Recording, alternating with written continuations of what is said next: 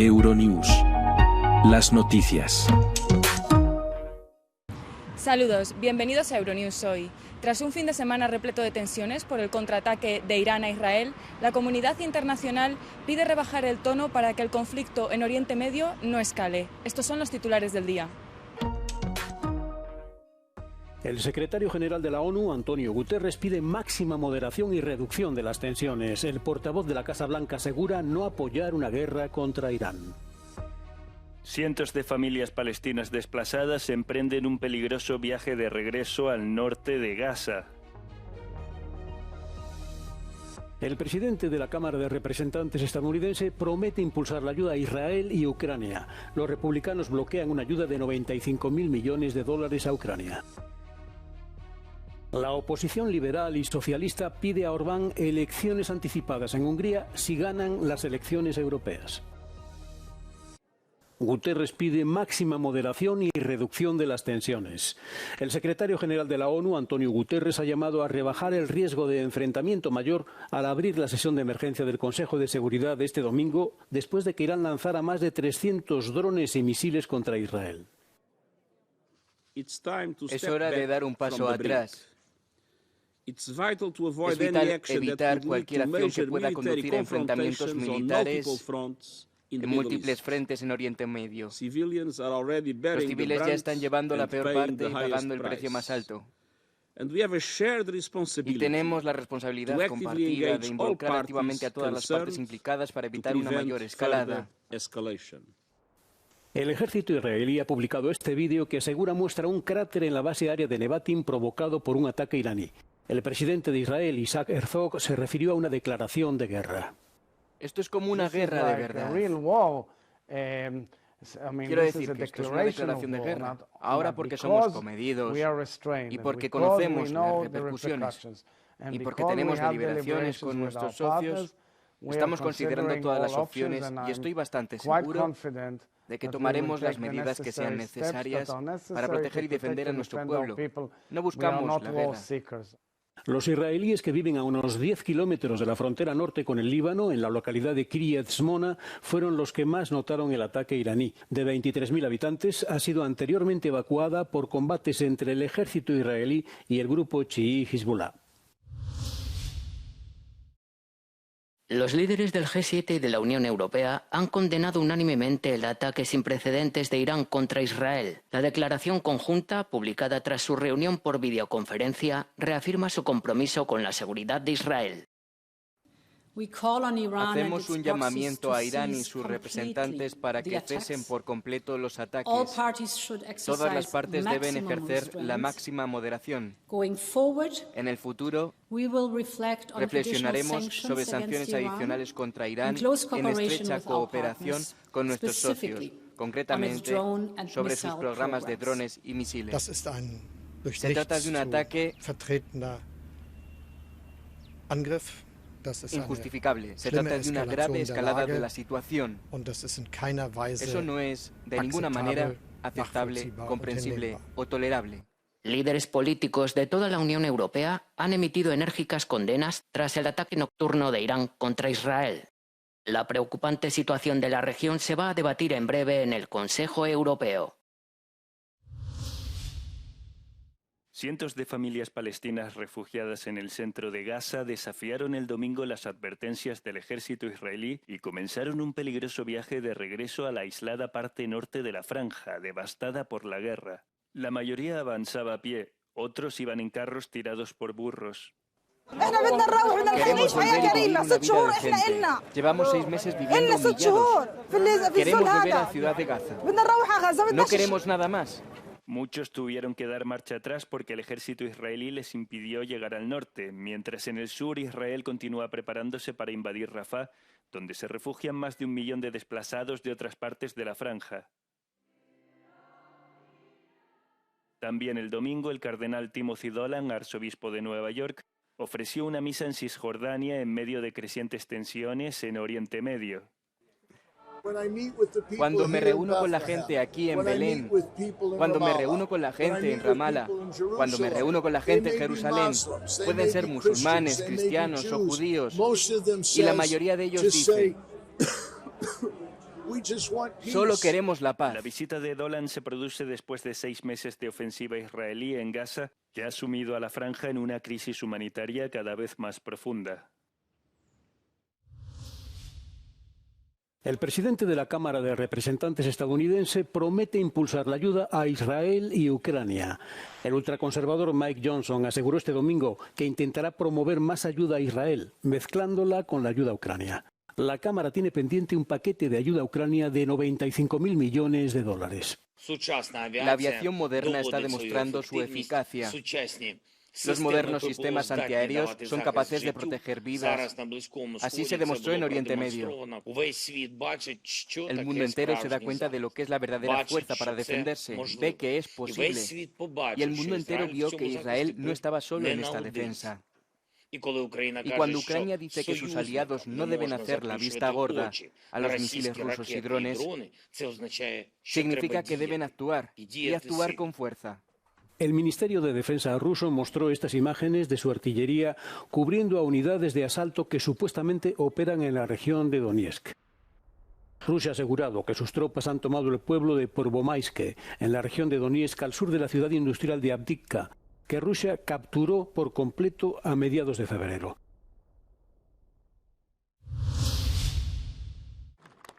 Los soldados ucranianos de la región de Kiev han disfrutado de un tiempo lejos de la línea del frente con motivo de la rotación de batallones. Así han podido relajarse con un concierto y una ceremonia de entrega de medallas presidida por el alcalde de Kiev, Vitali Klitschko. Regresaban tras 4 meses de rotación en la región de Bakhmut. Muchos están estresados por la movilización, no quieren ir. La mayoría de los que ya están en el frente cumplen allí su segundo año.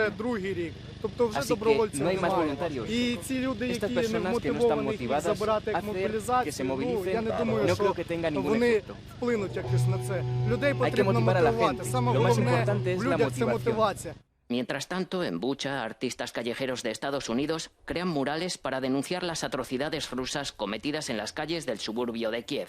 Las familias de los ucranianos asesinados acudieron a ver pintar a los artistas que forman parte del proyecto Colores Resistentes. Los soldados rusos que huyen de la guerra en suelo ucraniano no siempre son bienvenidos en el extranjero. Yevgeny, un héroe condecorado de la guerra de Rusia en Ucrania, le pidió a su amigo y compañero de armas que por favor apuntara con cuidado a su pierna y evitara los huesos al disparar.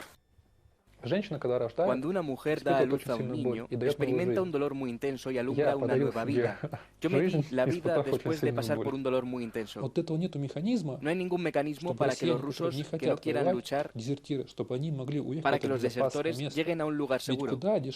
Para Occidente es mucho más barato permitir que una persona trabaje en un país.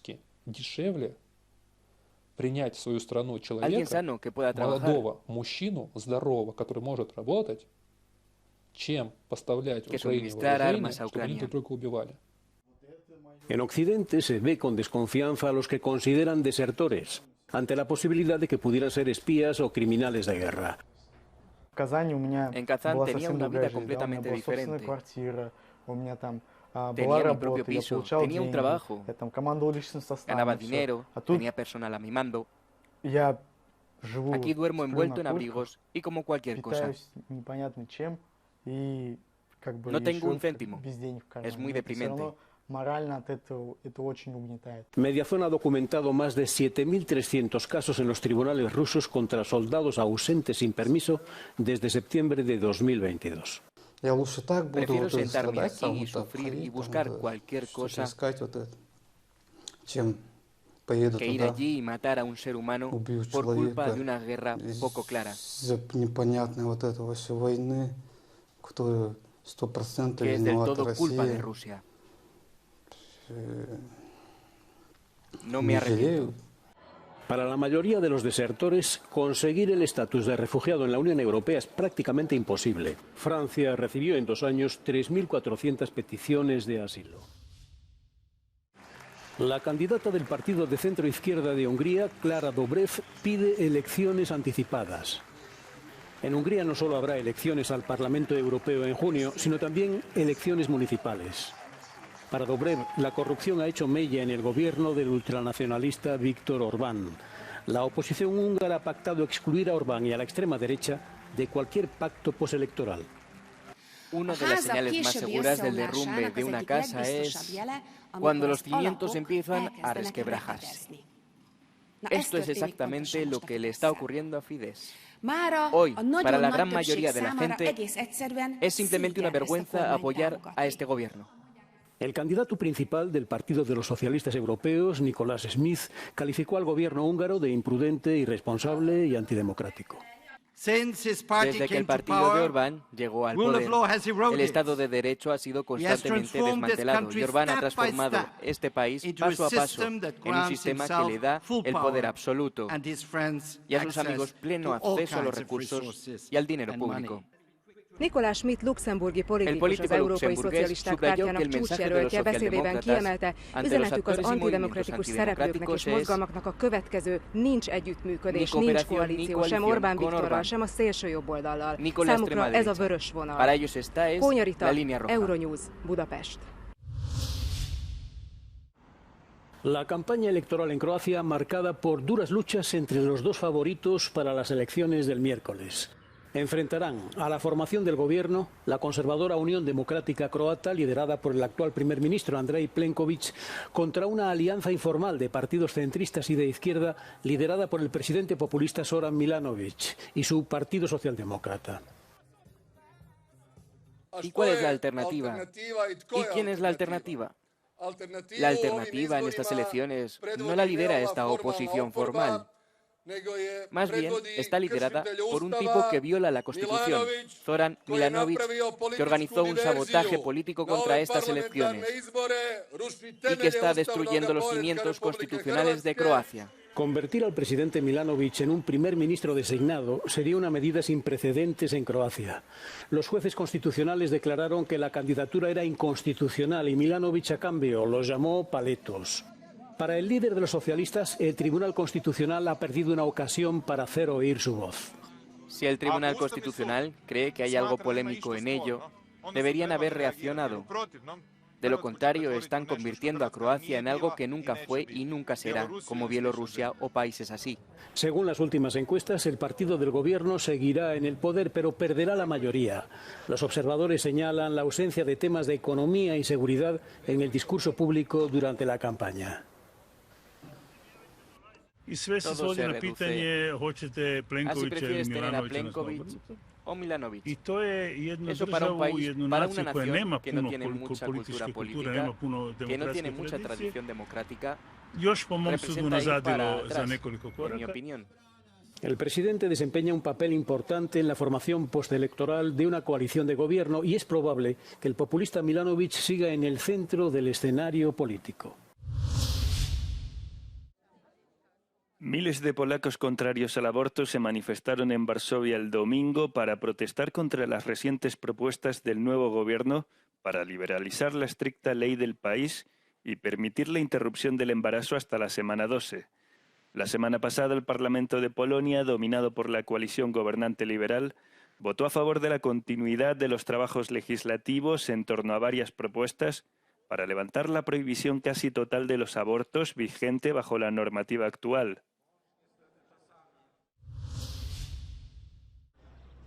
El Parlamento alemán acaba de aprobar una nueva ley de identidad de género.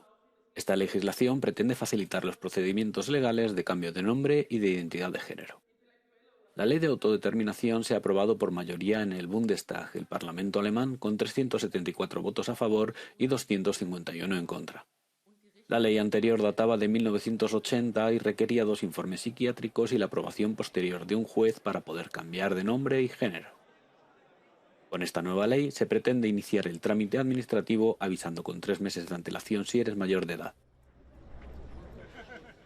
También podrán elegir su identidad de género menores de edad de entre 14 y 18 años bajo la aprobación de sus progenitores, y si no lo aprueban siempre pueden acudir al Tribunal de Familia. En caso de ser menor de 14 años, la petición tendrá que ser hecha por los tutores.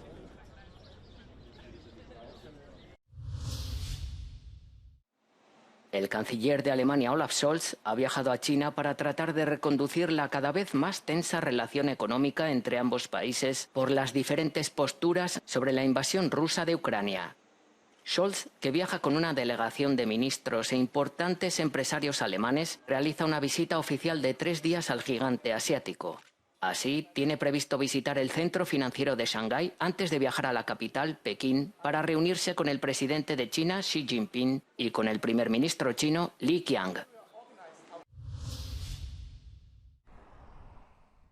Dinamarca ha prorrogado 6 meses más los controles fronterizos temporales con Alemania. Inicialmente esta medida temporal iba a terminar este mes de mayo, pero el gobierno danés concluyó que la amenaza terrorista sigue siendo grave y va en aumento. Dinamarca introdujo por primera vez los controles fronterizos con Alemania a principios de 2016 en respuesta a la crisis de refugiados.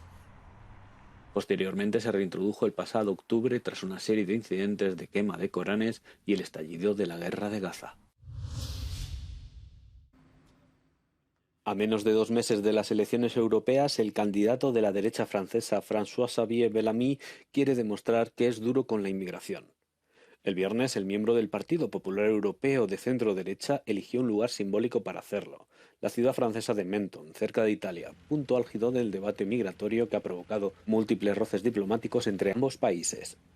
El objetivo de Bellamy: reunirse con la Policía de Fronteras francesa y reafirmar la posición de su partido al recién aprobado Pacto de Migración de la Unión Europea. Nos opusimos a los elementos esenciales de este pacto, el asilo, la inmigración, porque aquí estamos en una frontera donde podemos ver en términos concretos el desarme de nuestros estados ante la crisis migratoria, y creemos que debemos superar esta impotencia.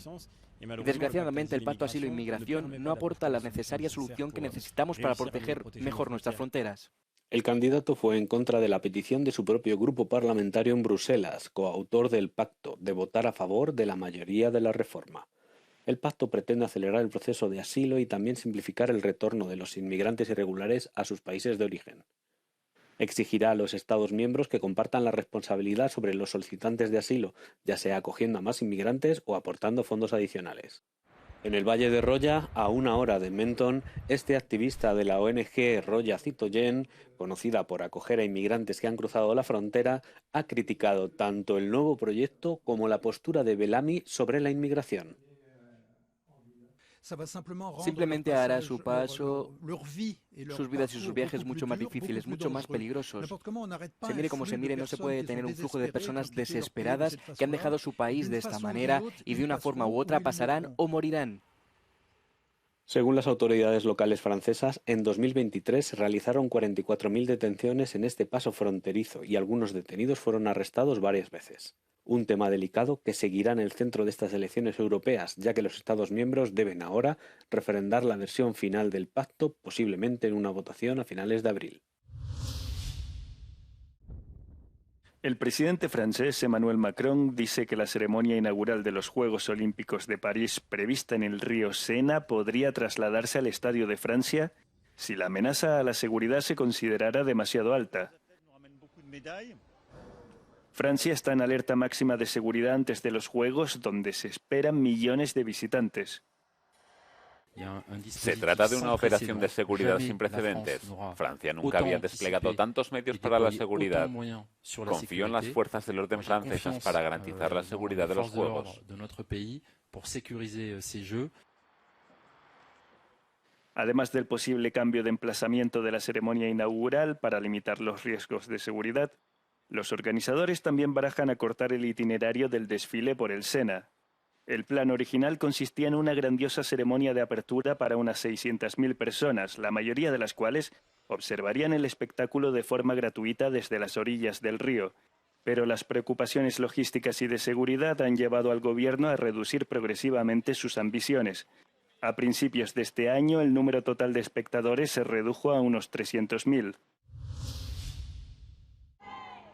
La Radiotelevisión de Croacia organizó bailes multitudinarios en varias ciudades del país para apoyar a Baby Lasagna, representante croata en el Festival de Eurovisión 2024. Los participantes bailaron la coreografía de su canción Rim Tin Tagi Dim. No solamente participaron destacados bailarines, sino que numerosos transeúntes, turistas y ciudadanos también bailaron al ritmo de la canción. El objetivo era enviar un mensaje de apoyo a Baby Lasagna, deseándole éxito en el famoso festival que tendrá lugar en la segunda semana de mayo.